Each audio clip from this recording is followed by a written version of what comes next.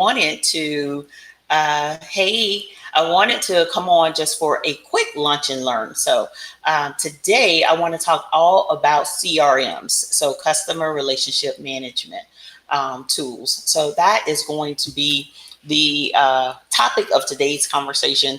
And I want to talk about some specific things, right? Because there are some things that I have been working with clients on, and I really thought it was a great opportunity to kind of talk about it live and kind of put to rest some things that people may be thinking. So before I get started, quickly to introduce myself, my name is Tanya Harrison. I am CEO and founder of Signal Partners. I help business owners, small business owners, become more productive and profitable within their business. And I do that by helping them to streamline their operations. And our secret weapon is having processes and technology. So those are the biggest things that I help small businesses with. And of course, I have notes because I have to stay on topic. But today, when I'm talking about a CRM, I want to talk about some of the things that you're going to use it for, how you're going to use it, the data that you want to make sure is included in it, and just a little bit about what is best for you and your business, right? So first of all, what is a CRM? So a CRM is a customer relationship management, and it could be a process, a tool, a software, what have you. So it encompasses a couple of different things, right? But just CRM is just that managing that relationship between you and your customer or you and your prospect, right? So before they actually become a customer. So this is a really important part of the process, right? So they've seen you out there in the market, in the industry.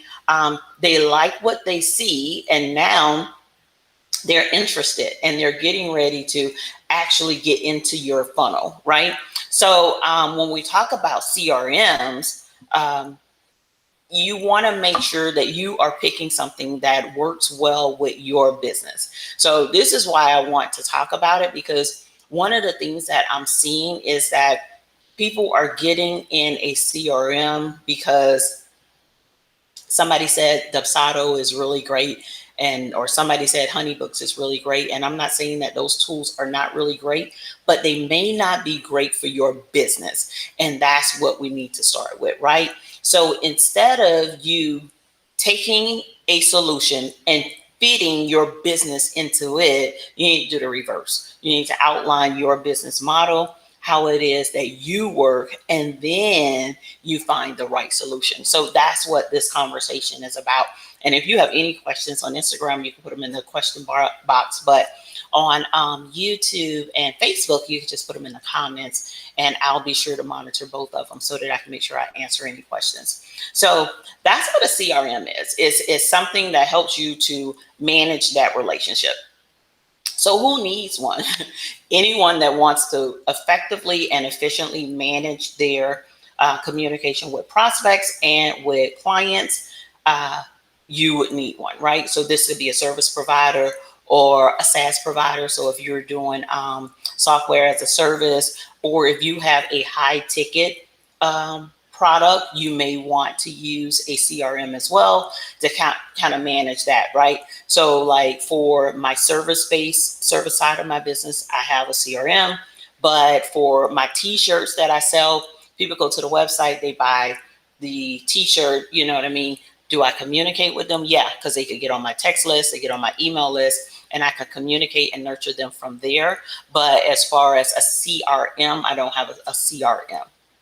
So those are the people that would really benefit from having a CRM within their business. Now, let's talk about, before you even think about what CRM I need, before you even get there, let's talk about what happens prior to you going out and saying, I think Dubsado is best, or Honeybooks, or 17 Hats, or Pipedrive, whatever, because there are so many. Salesforce, there's so many different CRMs out there. Before you even get to that point, you need to lay out your process. This is so important, right? Because if not, you'll get locked into something and you'll wonder why you're frustrated or why it doesn't work. And part of the reason is because you're trying to fit what it is that you want to do into a solution. And that solution may not work well. It just may not work for you.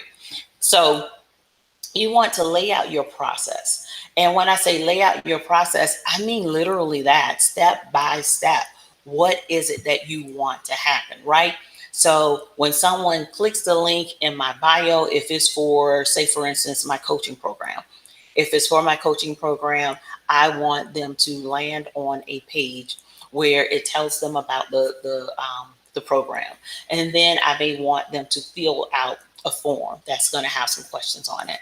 Then I may want them to schedule an appointment. You know what I mean? Once they schedule an appointment, I may want to send them an email, a text message, whatever it is that you want to happen, write it out. You can flow it out in something like Lucid Chart or Visio, or you can flow it out on a whiteboard or a piece of paper. It doesn't matter. You want to write out step by step. What is it that you want to happen? How do you want your customer or prospect to feel? What do you want them to get from the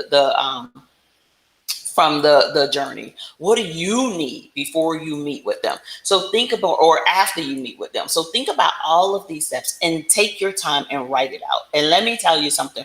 Once you do this, it's going to be so easy for you to identify what solution works best for you, because you'll be able to immediately see, hey, these are the things that I absolutely need. Because once you flow it out, you'll have some nice to have and must haves, right? So once you identify those must have, like I must have a CRM that has a scheduler, or I must have a CRM that sends out proposals and contracts, whatever your must haves are. Once you identify those, that's when you are going to go and look for a CRM.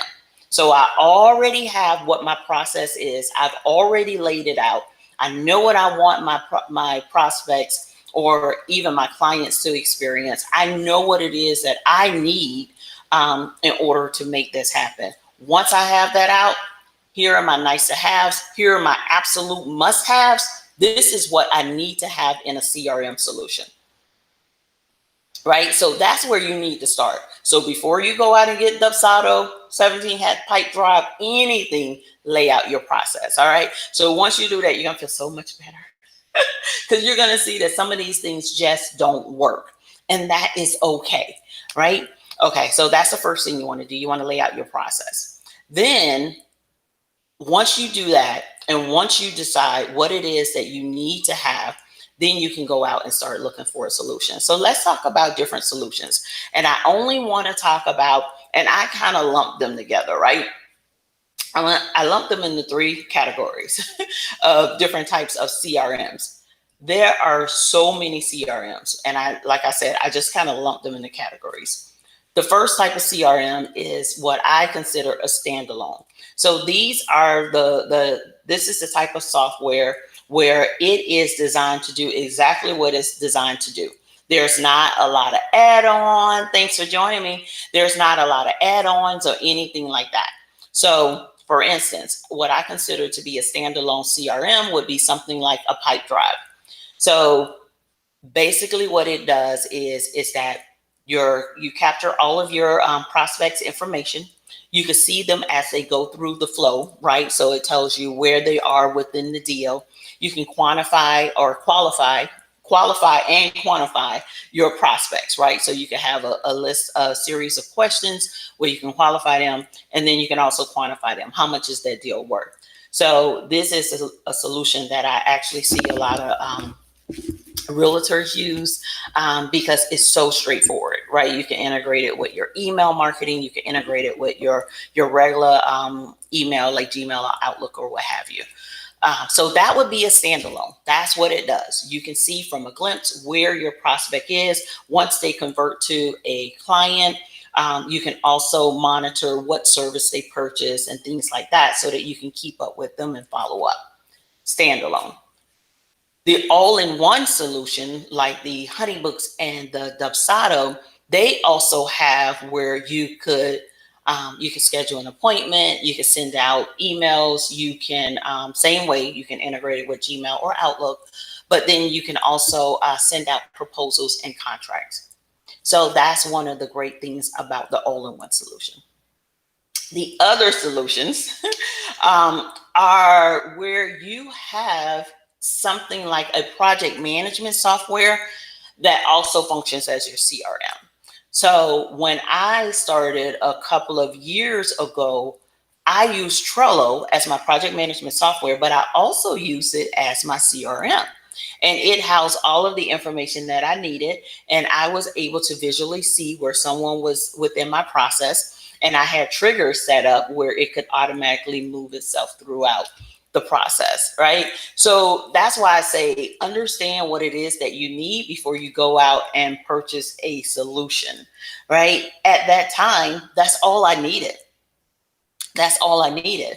And it worked extremely well. You know what I mean? So I didn't need a Dubsado or, anything like that. So I didn't use it. And I was able to keep up with my clients or my prospects. I knew where they were within the process. I could easily follow up with them, right? So that's one of the things I want to be able to easily follow up with these prospects. Because the truth of the matter is that if you have the business where you go and you have discovery calls, I don't know anyone that closes 100% of their deals, right? So you can meet with somebody, you may have a close rate of 60% or 70%.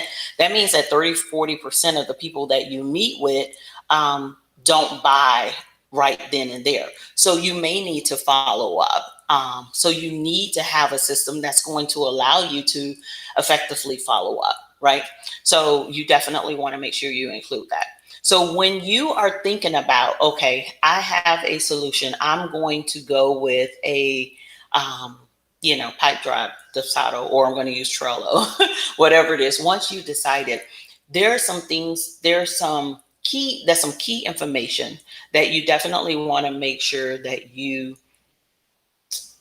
collect for your CRM, right? You definitely want to do that. And the reason why you want to collect these pieces of information is because you want to be able, number one, to make decisions about it. Thanks for joining me. You want to make decisions about it later, or you want to use it to follow up. So that's what I want to talk about today. I want to talk about some information that you want to make sure that you have included, right? So one of the first things that you want to think about having included is understanding your process. What does it take to be prepared for a call? So one of my services, I actually have people schedule a discovery call, right? So I have them complete an intake form, and then I schedule a discovery call, and then we meet.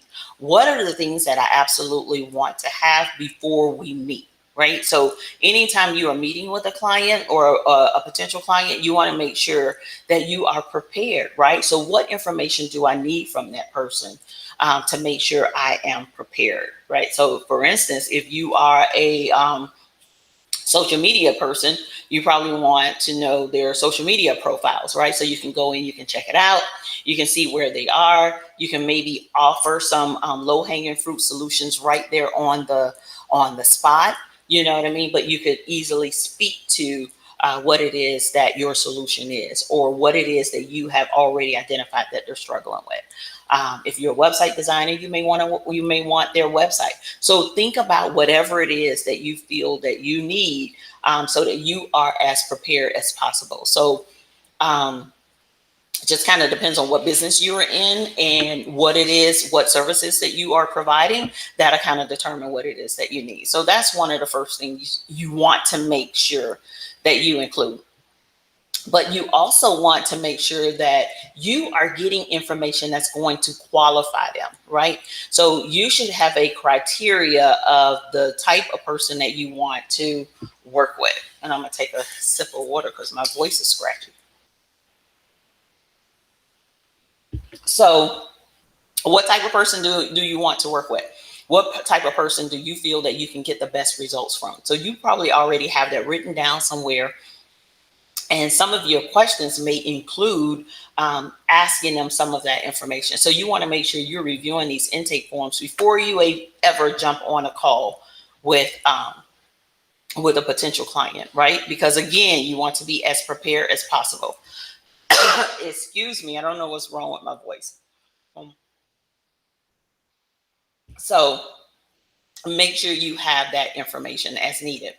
And then let's talk about some key information. So that information is going to vary, right? But there's some information that you should have regardless, right? Regardless of what business you're in, or what have you. And that is, you want to track the discovery call date. So if a part of my process is that I'm going to actually meet with that person on a discovery call, I want to track the date that I meet with them. I want to track the date that I meet with them, and I want to track the date that I actually close that deal and begin onboarding them. What this does is it allows you to see the length of your sales cycle, right? How long does it take from the time someone contacts you to the time you actually convert them to a client? And this is good for so many different reasons, right? So it can help you to see the length. It can help you with planning. So if I'm planning and I'm saying that I want to have 15 customers for the month of August, because we're in July. So maybe I want to have 15 for the month of August. Then I need to be able to say, oh gosh, sorry. Oh, sorry about that. So I need to be able to say, okay, does it really make sense? If it takes me 60 days to literally onboard somebody, then I'm probably not going to get 15 in the month of August, right? So it helps you to project realistically. Not only that, it helps you to identify if you need to shrink that time.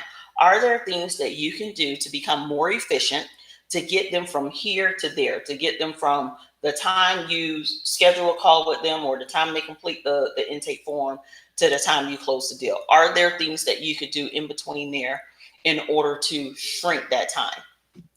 Also, um, uh, let me not skip ahead. Let's stay right there. Let's skip ahead. And again, if you have any questions, you can go ahead and drop those in the question box or in the comment box over on Facebook. The other thing you want to do is you want to make sure you are capturing the demographic information, but only the information that you need, right? So, of course, you're going to have the name, the email address, the phone number, and stuff like that. But do you need their address?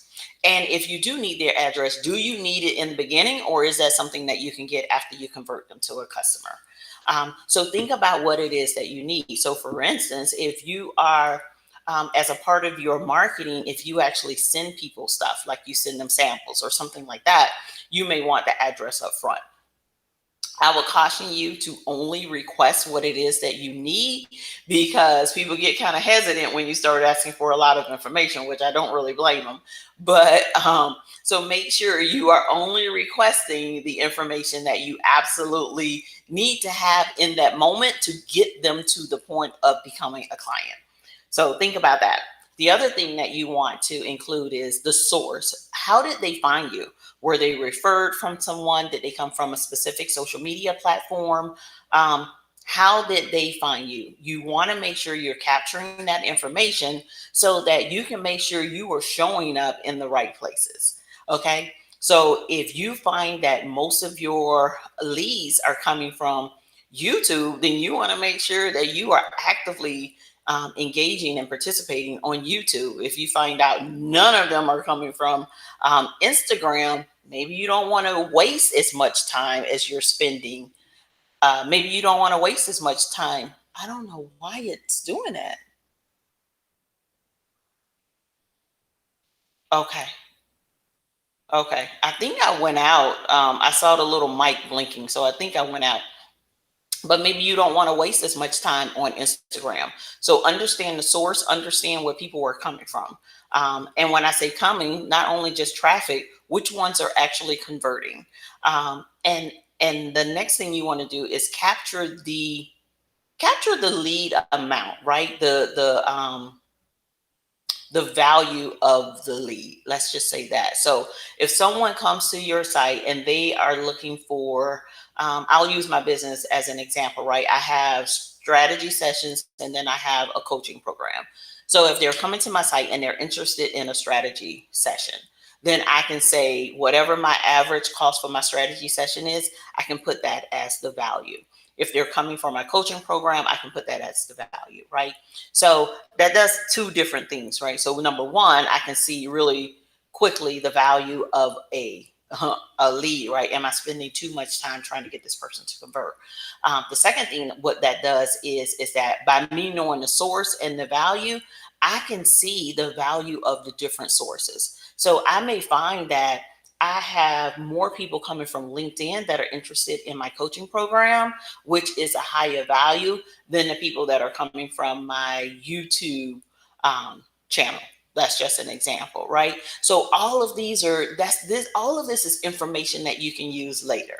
So if you notice all month and probably next month too, everything that I talk about is going to have to do with how you can take information from your systems and your software and use them to make decisions within your business. So there's a theme to this, and it started last month. But the other thing that you want to do is make sure you're capturing their pain points. Why did they come to you? What problem is it that they're trying to solve? What types of things have they tried before in the past, right? So why do you want this information? I'll tell you. um, what happens is two things. Here's another two things, right? Number one, you can position your solution as the solution, right? Now I know your pain points. Now I can tell you how my solution is going to help with that, right? That's number one. The second thing is that they may not convert initially, right? We talked about this. If your conversion rate is 60, 70%, 30, 40% of people do not convert in the beginning, right? And that's a high number, but 30, 40% don't convert, right? So I may go through a follow-up loop with them.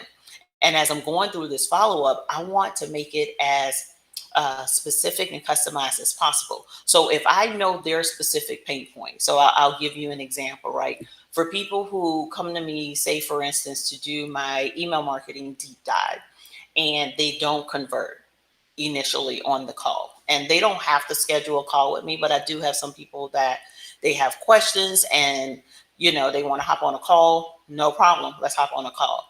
Later on, what I may do is, if they don't convert, I may send them information that's going to help them with whatever their pain point was, right? So I may send them an email marketing checklist, or I may send them a workbook or a recording or something that I had, something to kind of help them along in the journey, and something to remind them that I have a solution for whatever it is that they were looking for.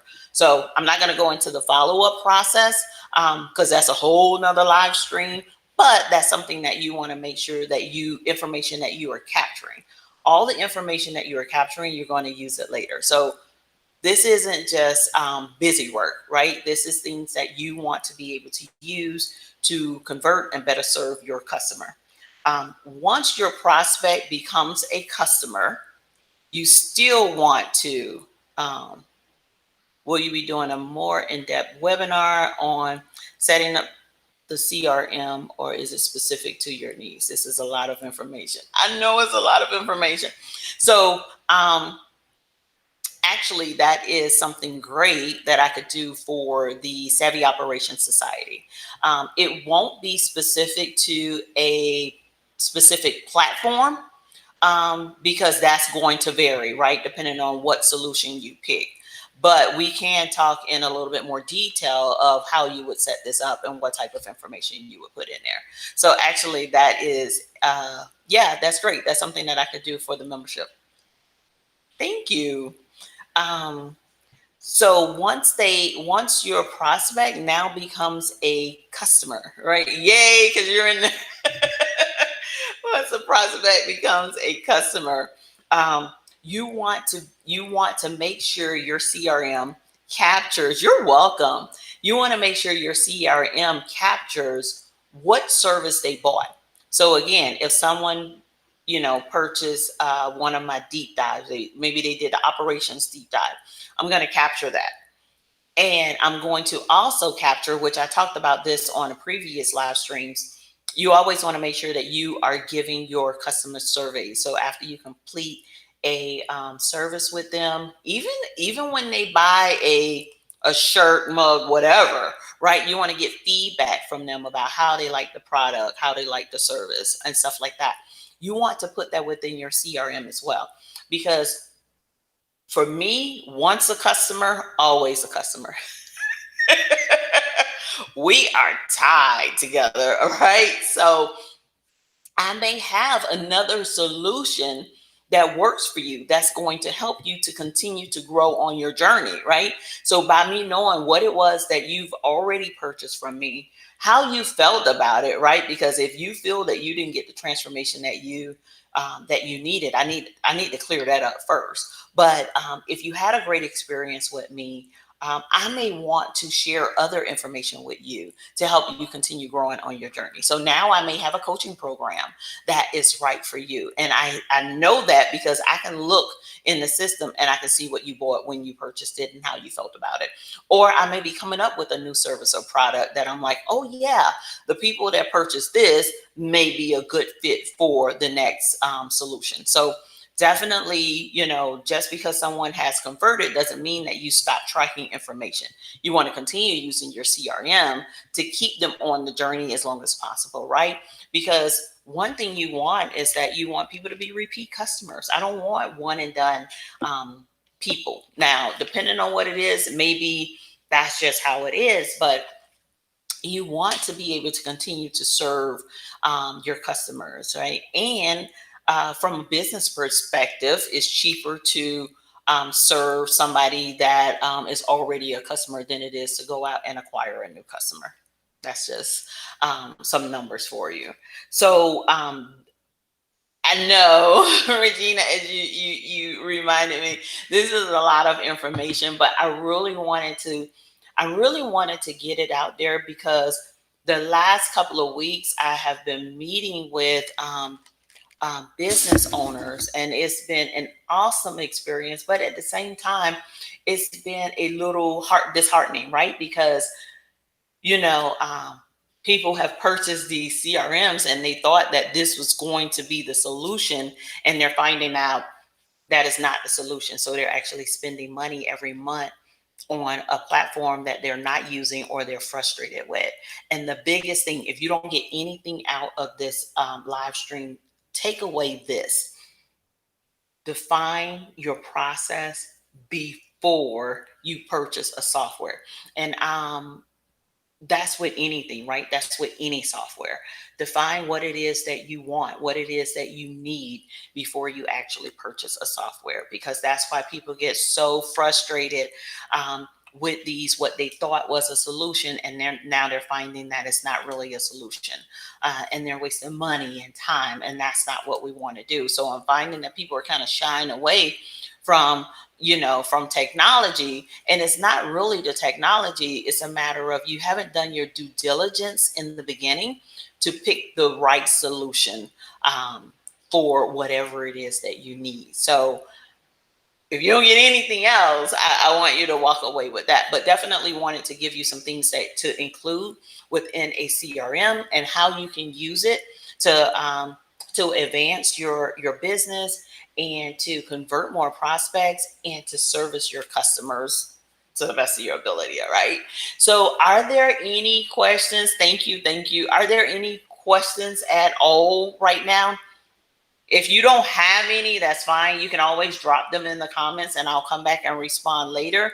But I just want to give you an opportunity to to um, to respond. Did you find this helpful? Let me know if you found this helpful, or if it was something that was confusing, so that I can come back and clarify that information for you, so that I can continue to make my live streams better, because I at least want to live stream about something every single week. And next week, I'm going to be talking about email marketing. So be sure to provide me with the feedback, okay? So I don't see any questions at all, and it is about 35 minutes. That's about my time limit. So thank you so much for taking the time to join me. I really appreciate all of you, and those that are watching the replay. If you can just put pound replay to let me know you came back for the replay, I would greatly appreciate it. So have an amazing day and enjoy the rest of your week. Talk to you soon. Bye.